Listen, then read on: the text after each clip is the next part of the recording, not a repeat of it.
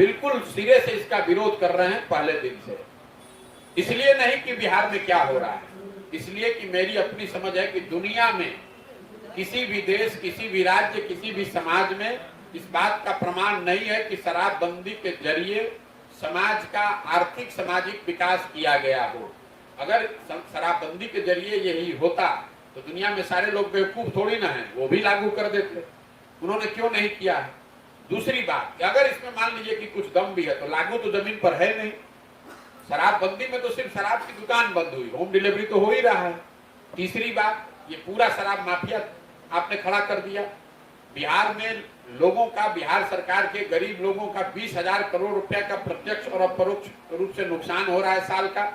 इस पैसे का नुकसान, और ये पैसा जा कहाँ रहा है? ये पैसा जा रहा है शराब माफिया के पास, भ्रष्ट अधिकारियों के पास। तो आपको फायदा क्या है?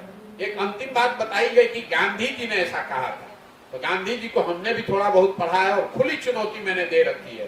नीतीश कुमार और उनकी पूरी सरकार मिलकर मुझे गांधी जी का एक लाइन लिखा हुआ या बोला हुआ दिखा दे जहां गांधी जी ने ये कहा है कि सरकारों को शराबबंदी लागू करना चाहिए। ये ऐसे बेवकूफ लोग हैं। गांधी जी ने ये कहा कि शराब पीना गलत बात है, सरकारों को प्रयास करना चाहिए कि लोग शराब न पिए। ये नहीं कहा कि कानून बना दीजिए और जितने लोग शराब पी रहे हैं उनको जेल में डाल दीजिए। ये तो ऐसे हो गया कि गांधी जी ने कहा कि सबको शाकाहारी होना अच्छी बात है, और कल सरकार कानून बना दे कि जो भी मांसाहार करेगा उसको जेल में डाल देंगे। और मैं ये चुनौती पिछले 8 महीने से दिया हुआ है मैंने।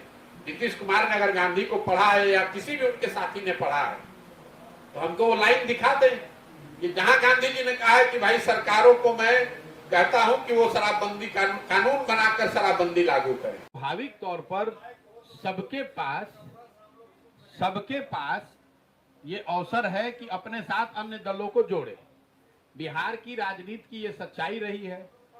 उपेंद्र कुशवाहा जी और चिराग पासवान जी, ये दोनों लोग 2014 और 15 में भाजपा के साथ ही थे, इसमें कोई नई घटना है नहीं। मांझी जी भी साथ में थे और इन दलों ने मिलकर चुनाव भी लड़ा था।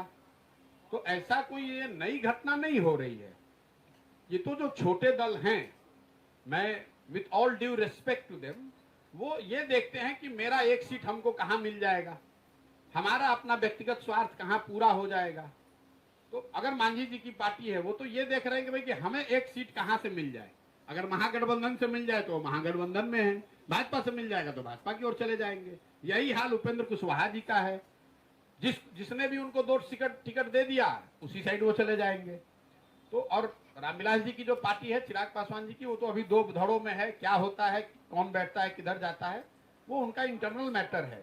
लेकिन ये सामान्य घटनाएं हैं। मतलब लोकतंत्र में, चुनावी राजनीति में ये सब चीज होता रहता है। इसको बहुत ज्यादा गंभीरता से मैं नहीं लेता हूँ।